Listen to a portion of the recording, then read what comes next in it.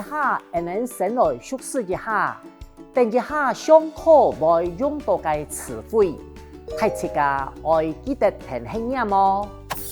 警察局、警察局、警察局、罚单、罚单、罚单、车号、车号、车号、申诉、申诉、申诉、官方网站、官方网站、官方网站、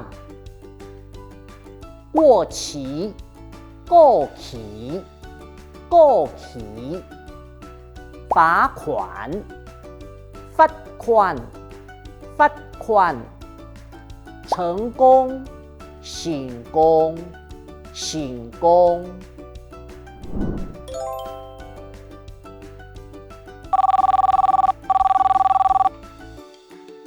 呢位係警察局交通處，你好。